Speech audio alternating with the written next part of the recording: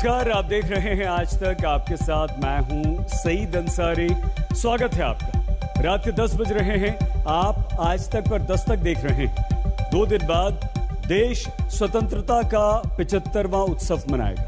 हमारे देश को स्वतंत्रता मिले हुए 74 वर्ष पूरे हो चुके हैं, लेकिन आज हम बात करेंगे उन खबरों की जिन्हें स्वतंत्रता के 74 वर्ष बाद भी समाज और सरकारें बदल नहीं पाई हैं। स्वतंत्रता के 74 वर्ष बाद भी धर्म के नाम पर पीटने वाले जातिवादी को आजादी क्यों है? अतिवादियों को आजादी क्यों है? दूसरी दस्तक आपको देनी है स्वतंत्रता के 74 साल बाद भी लव मैरिज करने पर लाखों का जुर्माने लगाने वाले तुगलकी तालिबानी फरमान देने वाली सोच के विरुद्ध। और तीसरी दस्तक आपको देनी है स्वतंत्रता के 74 साल बाद भी वीआईपी समझने वाली राजनीतिक सोच के विरुद्ध। और चौथी दस्तक होगी स्वतंत्रता के 74 वर्ष बाद भी जनता से ज्यादा माननीय विधायकों की चिंता करने वालों के विरुद्ध। तो सबसे पहले आइए हम आपको लिए चलते हैं उत्तर प्रदेश, जहां स्वतंत्रता के 74 वर्ष बाद भी धार्मिक नारे लगवाते हुए भीड़ पीटते हुए एक शख्स को लाती है। पीटने वाले 3 लोग पकड़े भी जाते हैं, लेकिन कुछ ही घंटे में जमानत पा जाते हैं। केसरिया, सफेद और हरा 3 रंग, बीच में धर्म चक्र, जिसके जरिए मनुष्य के लिए 24 धर्म मार्ग देश की उन्नति के लिए बताए जाते हैं। लेकिन आजादी के 74 वर्ष बाद भी क्या वाकई सभी रंग और सभी जन एक हैं?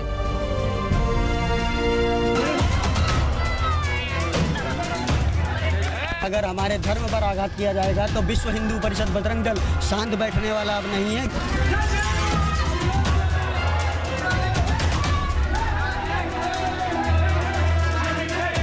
हम अपने सनातन धर्म को बचाने के लिए स्वयं सक्षम हैं।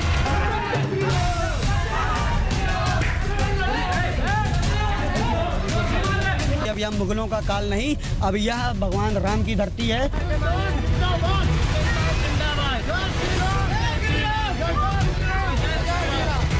और अब हम जहाँ जी रहे हैं वहाँ पर राम राज्य स्थापित होने वाला है।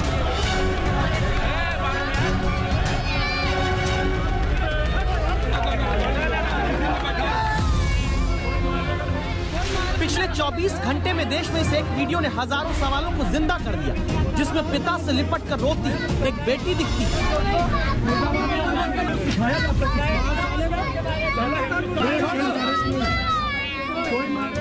जिसमें धर्म की रक्षा के नाम पर निकली भीड़ एक बेटी के सामने उसके पिता को पीटती है। पिता से चिपकी इस बेटी को नहीं पता ये लोग कौन सा नारा लगाने को कह रहे हैं। जिंदाबाद, जिंदाबाद, जय श्री राम, जय श्री राम, जय श्री राम, जय श्री राम, जिंदाबाद, जय श्री राम। ये 10 साल से भी कम उम्र की बच्ची एक बार उन नारा लगवाने वाले चेहरों को देखती थी, एक बार भीड़ में घिरे अपने पिता को। ये सब कुछ उत्तर प्रदेश की राजधानी लखनऊ से 80 किलोमीटर दूर गंगा नदी पार करने के बाद आने वाले कानपुर शहर में हुआ। आगे क्या हुआ जानने से पहले पीछे चलते हैं।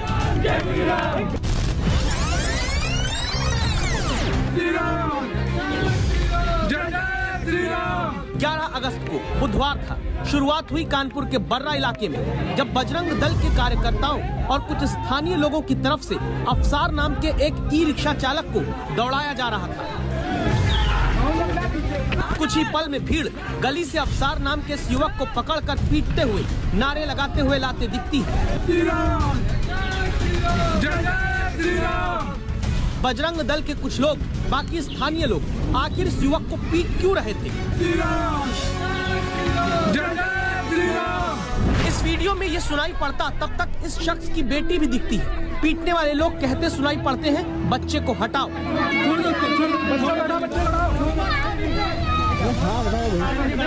लेकिन पीट क्यों रहे हैं? ये भगवा गमछा सिर पर बांधा शख्स कहता है, जिंदाबाद, जिंदाबाद, जय श्री राम, जय श्री राम, जय श्री राम। फिर आगे आवाज आई, प्रशासन कुछ नहीं कर पा रही है, प्रशासन मिला नहीं है आदमी। तो क्या सच यही है? और इसीलिए अफसार नाम के युवक को उसकी बच्ची के सामने नारे लगवाते हुए पीटते हुए लाया गया। कुछ ही देर में पुलिस आई, पुलिस पकड़ कर ले जाती, तब भी पीछे से हमला हुआ, बच्ची डर गई। फिर पुलिस की गाड़ी में अफसार और उसकी बेटी दोनों को बैठाकर ले गए।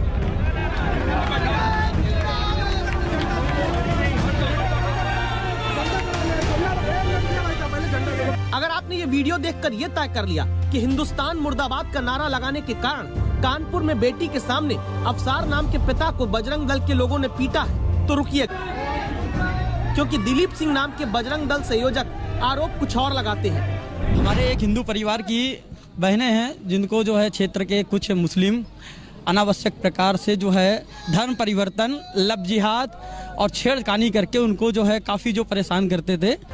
तो क्या अफसार नाम के युवक को धर्म परिवर्तन, लव जिहाद और छेड़खानी के आरोप में बजरंग दल ने पीटा? इस पर भी अभी आप कोई राय मत बना लीजिएगा, क्योंकि 11 अगस्त को घटना के दिन ही अफसार की पड़ोसी रानी नाम की महिला ने जो आरोप लगाया, अब बहुत सुनिए। कह रहे अपना धर्म छोड़ के हमारे धर्म में आ जाओ, हम नहीं आ रहे तो कह रहे 20,000 रुपया ले लो, धर्म बेच दो, धर्म नहीं बेच रहे तो कह रहे तुमको रहना दुश्वार कर देंगे। मतलब भीड़ पीट देती है, धर्म के नारे लगाती है और कुछ ही देर में वहाँ मौजूद 3 लोग अलग अलग आरोप लगाते हैं।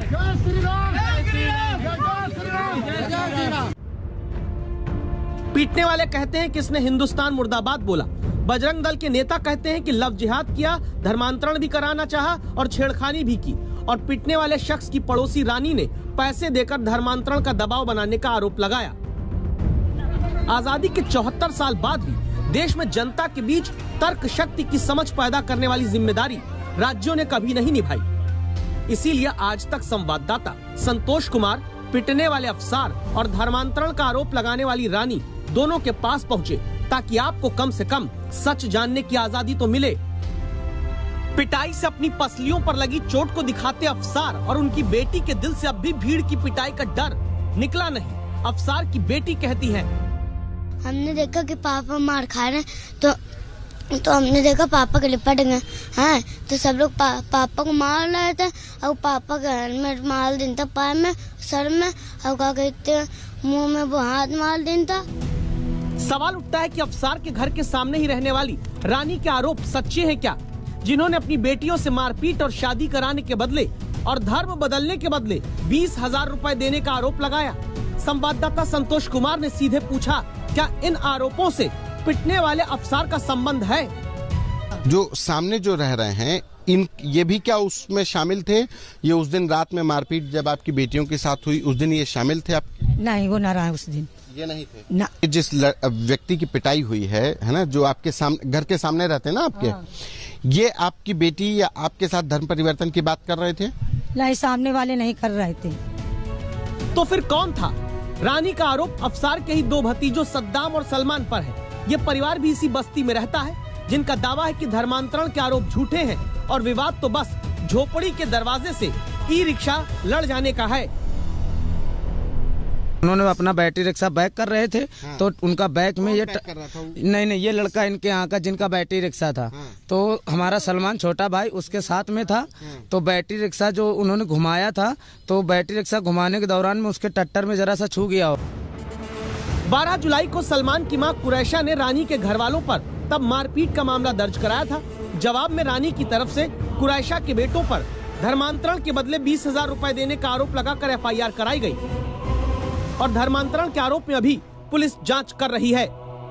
जो पुरानी FIR इसमें है, जो 354 यानी मोलेस्टेशन से संबंधित है, और उसके बाद में उसमें धर्मांतरण की शिकायत भी आई, दोनों के संबंध में विवेचना जारी है और पुनः जो एविडेंस पाई जाएगी दूसरे पक्ष को भी सफाई का मौका दिया जाएगा और जो अकाट्य साक्ष्य होगा उसके आधार पर इसमें कार्रवाई की जाएगी। पुलिस की जांच चली रही थी, लेकिन तब तक दावा है कि बीच में बजरंग दल के नेता और कार्यकर्ता धर्म की रक्षा के नाम पर आ जाते हैं। उस शख्स को उसी की बेटी के सामने पीट दिया, जिस पर ना तो धर्मांतरण का आरोप है, जिस पर ना छेड़खानी का आरोप है, जिस पर ना ही मारपीट का आरोप है। हमारे धर्म पर आघात किया जाएगा तो विश्व हिंदू परिषद बजरंग दल शांत बैठने वाला अब नहीं है, क्योंकि अब यह मुगलों का काल नहीं, अब यह भगवान राम की धरती है और अब हम जहाँ जी रहे हैं वहाँ पर राम राज स्थापित होने वाला है। आजादी के 74 वर्ष बाद बजरंग दल के नेता ऐसा राम राज्य स्थापित करने निकले हैं जिसमें यही कानून बनना चाहते हैं, यही जज, यही सड़क पर इंसाफ देना चाहते हैं। तो फिर कानून क्या करेगा अगर बजरंग दल के ये कार्यकर्ता ही सब कुछ अपने हाथों में लेंगे? पुलिस 3 आरोपियों को गिरफ्तार करती है तो रात तक बजरंग दल के कार्यकर्ता डीसीपी ऑफिस कानपुर में घेर लेते हैं। अगली सुबह आरोपियों को जमानत मिल जाती है।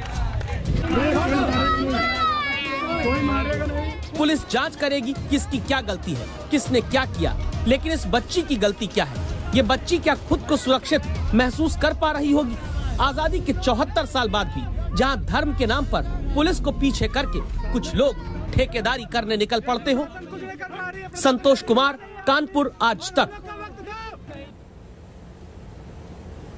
धर्म के नाम पर ही नहीं बल्कि जाति के नाम पर भी ठेकेदारी हमारे देश में आजादी के 74 वर्ष बाद भी चल रही है। राजस्थान के बाड़मेर की कहानी आपको दिखानी है, जहां चचेरे भाई की बेटी ने लव मैरिज की तो 2 परिवारों पर 17 लाख रुपए का जुर्माना लगाकर समाज से 12 साल के लिए बाहर करने का फरमान सुना दिया गया।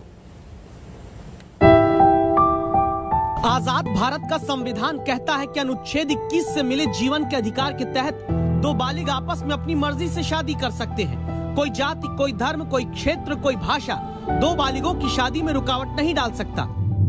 लेकिन आजादी के 74 साल बाद भी राजस्थान के बाड़मेर में माइलावास के रुद्राट गांव में इस घर से आई कहानी ने इस सवाल को जन्म दिया, क्या वाकई संविधान से मिली आजादी सब तक पहुंची है? ये 2 भाई हैं, नाम है फौज सिंह और अंगार सिंह। इन दोनों के चचेरे भाई की बेटी ने पिछले वर्ष प्रेम विवाह किया तो पहले भाई के परिवार को पंचायत ने समाज से बाहर करने का फरमान सुनाया और फिर खाप पंचायत ने चचेरे भाई की बेटी का प्रेम विवाह कराने में मदद का आरोप लगाकर अंगार सिंह, फौज सिंह के परिवार पर 17 लाख रुपए का जुर्माना लगा दिया। जुर्माना न भरने पर 12 साल के लिए समाज से बहिष्कृत करने का ऐलान हुआ। समाज से बहिष्कार मतलब कोई भी और इन्हें अपने घर किसी आयोजन में नहीं बुलाएगा, कोई रिश्ता नहीं रखेगा। अगर किसी और ने इन भाइयों से कोई संबंध रखा तो उसको भी 2 लाख रुपए का जुर्माना भरना होगा। पेंशन फिर हमारे पे बहिष्कार करके हुक्का पानी बंद किया और 1 साल के बाद हमने हमारे को पाबंद कर दी। फिर हमने 15 साल को वापस इकट्ठा किया तो हमारे पे 17 लाख का जुर्माना लगा दिया। 17 लाख दोनों भाई पे, और हमारे को 12 साल के लिए बहिष्कार कर दिया। पुलिस ने इस मामले में केस दर्ज कर लिया है, लेकिन हर जगह कानून का डंडा ही क्यों चले? ऐसे मौके पर वो जनप्रतिनिधि यानी विधायक, सांसद, मंत्री कहां चले जाते हैं जिन्हें समाज का वोट दिखता है लेकिन समाज की खोट नहीं दिखती? क्या उनकी जिम्मेदारी नहीं है? क्या आजादी के 74 साल बाद भी दकियानूसी सोच को परंपरा के नाम पर जिंदा रखने वालों को समझाएं? दिनेश बोहरा, बाड़मेर, आज तक। सिर्फ धर्म और जाति के नाम पर ही आजादी के 74 साल बाद भी हमारे देश में समाज को बांटने का काम नहीं हो रहा, बल्कि वीआईपी सोच, रुतबे के कारण भी विवादों को जन्म दिया जा रहा है। उज्जैन का महाकाल मंदिर, जहां कोरोना काल में भस्म आरती पूरी हो जाने से पहले कोई भी हो, चाहे वीआईपी या आम श्रद्धालु, सभी को मंदिर में प्रवेश तक की इजाजत नहीं। उसी उज्जैन के महाकाल मंदिर में नाग पंचमी की पूजा के दिन भस्म आरती से पहले नियम तोड़कर मंदिर के भीतर से आते बीजेपी के महासचिव कैलाश विजयवर्गीय, बेटे और विधायक आकाश विजयवर्गीय, विधायक रमेश मेंदोला दिखते हैं, जिन पर वीआईपी होने का फायदा उठाने का आरोप लगता है, लेकिन जवाब कोई नहीं देता। सर, आपके कारण पुजारियों को नीचे नहीं आने दे रहे हैं, क्या कहना चाहेंगे आप? सर, पुजारी तक को कैलाश विजयवर्गीय के वीआईपी दर्शन के चक्कर में मंदिर के भीतर जाने से रोके जाने के आरोप पर कोई जवाब नहीं आया तो विधायक भी चुप रहे। मेंदोला जी, पुजारियों को आपके कारण नीचे नहीं आने देना, कुछ बोलेंगे आप? न कैलाश विजयवर्गीय बोले, न उनके बेटे, न बीजेपी विधायक मेंदोला। सब आरोपों के मुताबिक भस्म आरती से पहले ही जनता से मिली ताकत वाले पदों के कारण नियम तोड़ दर्शन करके चले गए। बोले तो सिर्फ पुजारी बोले। मेरी जी आए थे इंदौर वाले, वो दर्शन करके निकल गए। पुजारी जी यहाँ खड़े हैं जी। कितने घंटे लेट होगा यहाँ आरती के लिए? आधा घंटा हो गया वहाँ पे। पुजारी यहाँ के आरोप लगाते हैं कि कैलाश विजयवर्गीय को नियमों के विरुद्ध जाकर दर्शन का लाभ देने के चक्कर में भगवान की भस्म आरती तक आधे घंटे लेट करा दी गई। प्रशासन इन आरोपों को खारिज करता है, लेकिन जब कलेक्टर से पूछिए कि वीआईपी एंट्री कैसे नेताजी को मिली तो जवाब आता है। जो प्रवेश है, जिनको श्रद्धालुओं के लिए पूरी तरीके से हम लोगों ने प्रतिबंधित कर रखा है, वही नियम आगे भी रहेगा। आम आदमी के लिए प्रतिबंध तो फिर कैलाश जी पर कृपा क्या सिर्फ इसलिए बरसी क्योंकि वो वीआईपी हैं? और अगर ऐसा है तो धर्म संस्कृति की बात करने वाले दल ही क्या वीआईपी कल्चर को बढ़ावा दे रहे हैं? जबकि प्रधानमंत्री तक कह चुके हैं कि वीआईपी की जगह ईपीआई लाना है, यानी every person is important. Sandeep Kulshreshtha, Ujjain आज तक। आजादी के 74 साल बाद भी आज कोई काम जनता का हो, फाइल सरकारी मेजों पर सरकने में महीनों लगा देती। लेकिन राजस्थान आपको लिए चलते हैं, जहां जनता के पैसों से 266 करोड़ रुपए के विधायकों के फ्लैट बन रहे हैं, और वो भी निर्माण पूरा करने की तारीख गारंटी के साथ तय करके।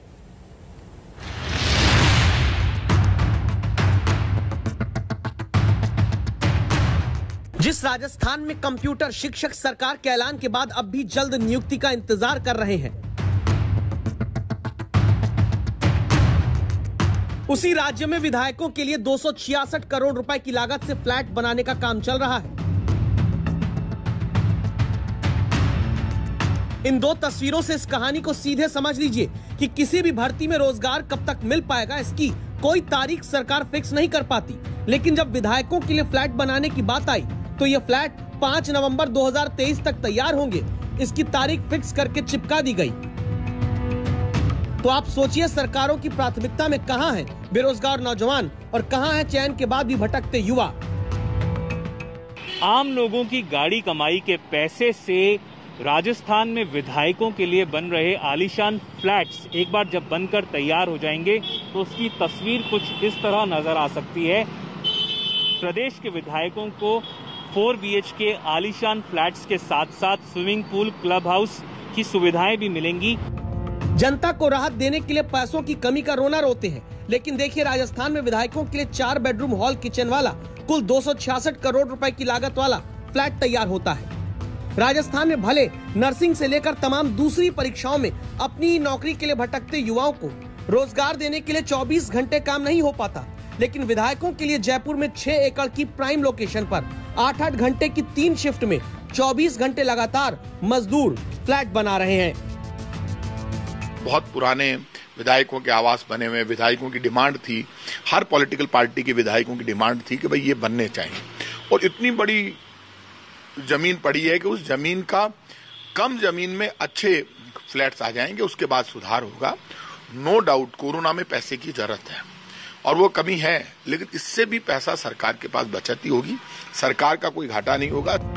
जिस राजस्थान में 158 विधायक करोड़पति हैं, जिनकी सैलरी 40% तक 2019 में बढ़ा दी गई, उनके पुराने घरों को बदलने के लिए 250 करोड़ से ज्यादा का प्रोजेक्ट शुरू हो जाता है, लेकिन सुरेश और राधे मीणा जैसे बेरोजगारों की किस्मत बदलने का ध्यान सरकार को नहीं आता। जो हम जैसे लोग बेरोजगार लोग हैं उनके लिए तो वो कुछ कर ही नहीं रही सर, और उनके लिए वो सरकार वो जो विधायकों के लिए फ्लैट बना रही है उसकी कोई जरूरत नहीं है सर, वो तो उनके पास ऑलरेडी खुद के घर है। काश जितनी तेजी माननीयों के घर बनाने में होती है, वही सक्रियता सरकारें जनता को रोजगार देने में भी लगा देती। देव अंकुर वधावन, जयपुर आज तक। स्वागत एक बार फिर से आपका। और शो में समय अब दुनिया के सामने मंडराते सबसे बड़े खतरे के विरुद्ध दस्तक देने का हो गया है। अफगानिस्तान के 34 में से 19 राज्य तालिबान के कब्जे में आ चुके हैं। तालिबान की रफ्तार दुनिया को डरा रही है। स्थिति यह आ चुकी है कि अफगानिस्तान के राष्ट्रपति के इस्तीफे की अफवाह उड़ चुकी है, जिसे अशरफ गनी ने खारिज कर दिया। लेकिन जिस अंदाज में जिस तेजी से तालिबान अफगानिस्तान के राज्यों पर कब्जा कर रहा है, कई बड़े शहरों में घुस रहा है, उसने ये सवाल खड़े कर दिए हैं कि अशरफ गनी यानी कि राष्ट्रपति कितने दिन राष्ट्रपति रहेंगे, क्योंकि तालिबान काबुल के बहुत नजदीक पहुंच गया है। लोगार राज्य पर कब्जे के बाद तालिबान काबुल से सिर्फ अब 90 किलोमीटर की दूरी पर है। लेकिन यहां सवाल यह है कि कम सैनिक और हथियार के बावजूद तालिबान की जीत का सीक्रेट क्या है, तालिबान क्यों जीत रहा है। अफगानिस्तान वो देश जिसकी सेना को दुनिया के सबसे शक्तिशाली देश अमेरिका ने ट्रेनिंग दी। खतरनाक और आधुनिक हथियार दिए, फिर भी तालिबान सब कुछ रौंदता हुआ काबुल की तरफ बढ़ रहा है। सवाल यह है कि जो अफगान सेना संख्या में तालिबान से ज्यादा हो, वो बिना लड़े ही तालिबान के आगे घुटने क्यों टेक रही है? अफगानिस्तान के लोग पाकिस्तान और तालिबान से कितनी नफरत करते हैं, ये उसका सबूत है। लेकिन सवाल यह है कि जनता का साथ मिलने के बावजूद अफगान सेना हौसला क्यों खो रही है? तालिबान के ऊपर अफगान सेना के लड़ाकू विमान मौत बरसा रहे हैं, लेकिन जिस तालिबान के पास एक भी लड़ाकू विमान ना हो, वो कैसे अफगान सेना को पीछे खदेड़ रहा है?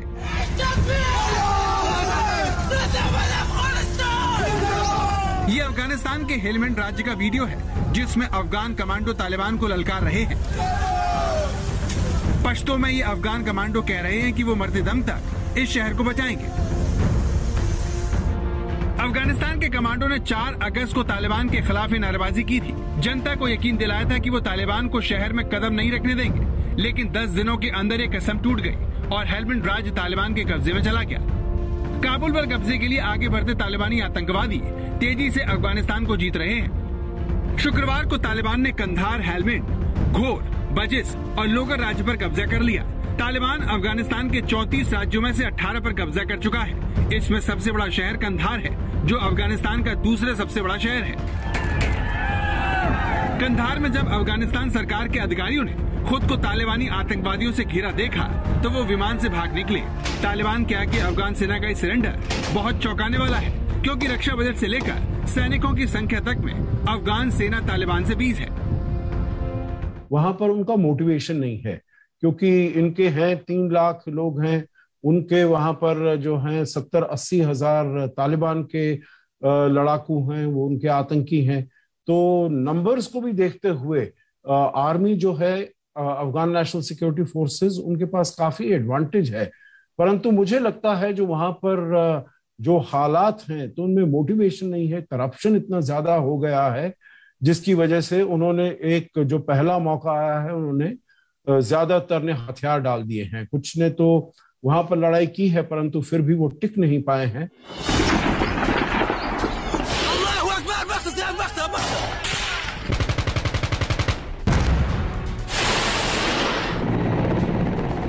अफगानिस्तान की सेना के पास 3 लाख से ज्यादा सुरक्षा बल हैं, जिसमें पुलिस कर्मी भी शामिल हैं। माना जाता है कि तालिबान के पास 1.5 लाख के करीब आतंकवादी हैं। यूएस कांग्रेशनल रिसर्च सर्विस के अनुसार तो ये संख्या 55 से 85 हजार के बीच है। अफगान सेना का सालाना बजट 44,566 करोड़ रुपए है, जिसका 75% हिस्सा अमेरिका देता है, जबकि यूएन कहता है कि तालिबान हर साल इससे आधी रकम यानी 22,000 करोड़ रुपए अपने आतंकवादियों पर खर्च करता है। तालिबान के खिलाफ अफगान सेना का सबसे बड़ा गेम चेंजर हथियार उसकी वायुसेना है, जिसमें 167 एयरक्राफ्ट और अटैक हेलीकॉप्टर शामिल हैं। वहीं तालिबान के पास वायुसेना नहीं है। जैसे पहले सोचा गया था कि हो सकता है तालिबान रूरल एरिया को तो पकड़ लेगा, और मगर अर्बन एरिया में इतना सक्सेसफुल नहीं होगा और प्रोविंस की कैपिटल को नहीं पकड़ पाएगा, क्योंकि तालिबान के पास छोटे हथियार हैं, ज़्यादा से ज़्यादा मोटर्स हैं, और जबकि अफगान फोर्सेस के पास जो हथियार हैं वो ज़्यादा आधुनिक हैं। उनके पास वो अमेरिकन ट्रेंड हैं, उनके पास एयर पावर थी, उनकी खुद की एयरफोर्स थी, जिसके अंदर 170 जहाज थे, और उसके साथ साथ जो है अमेरिका की भी एयर पावर उनको एयर स्ट्राइक दे रही थी। मगर ऐसा नहीं हुआ। तालिबान ने इन प्रोविंसों को धीरे धीरे कब्जा करना स्टार्ट कर दिया।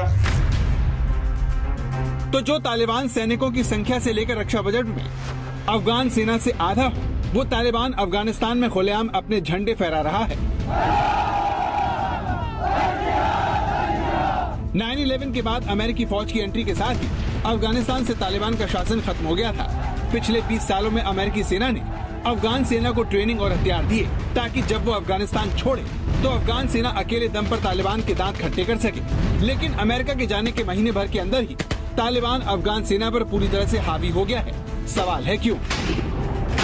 आज तक ब्यूरो।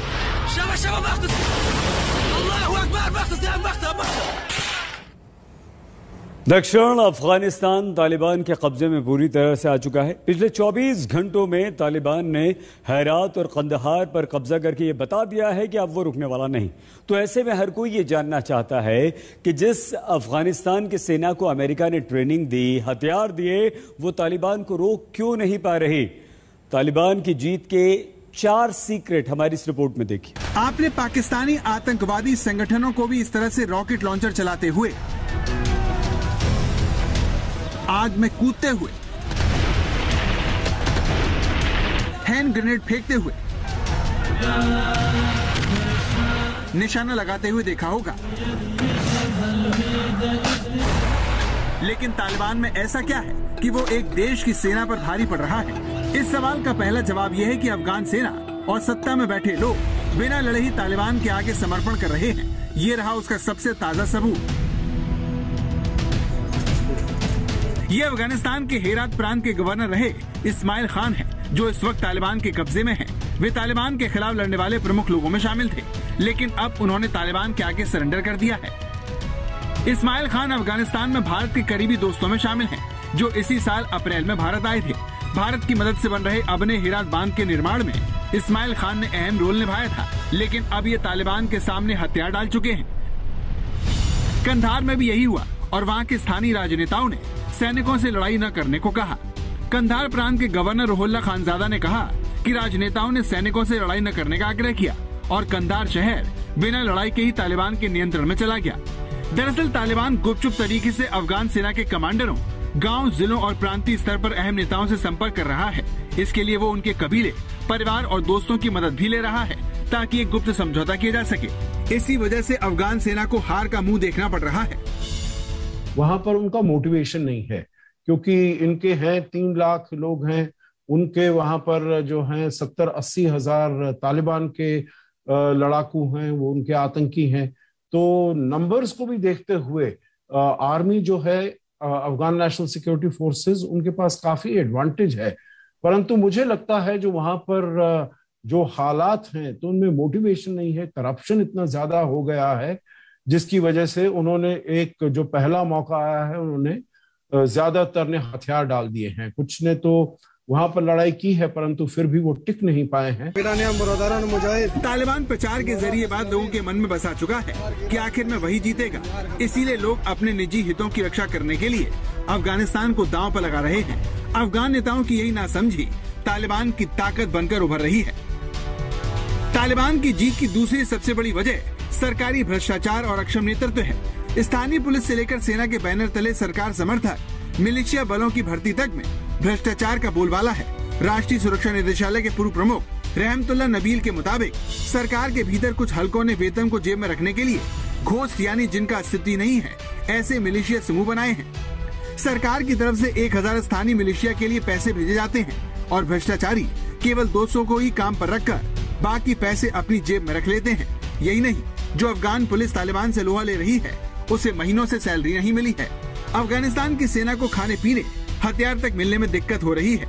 वहीं सेना के हथियार और जरूरी सामान की कालाबाजारी होकर तालिबान तक पहुंच रही है। हथियारों की कमी की बात आज तक संवाददाता अशरफ वानी को कंधार में एक सैनिक ने भी बताई थी। दुश्मन था जवाब को ये बोल रहे हैं कि हम रेडी है जंग के लिए। सिर्फ हमारे कुछ मुश्किल है वो ये कि हमारे पास वेपन्स जो है ना, वो उसकी कमी के साथ हम पेश है। वैसे हम इन पर भारी है। अफगानिस्तान के नेता और सरकार अगर चाहती तो वो 20 सालों में खुद को मजबूत कर सकती थी, लेकिन अक्षम नेतृत्व के चलते ऐसा नहीं हो सका। इसका फायदा तालिबान को मिला और वो अफगानिस्तान में चुपचाप फैलता चला गया और अमेरिका के जाते ही उठ खड़ा हुआ।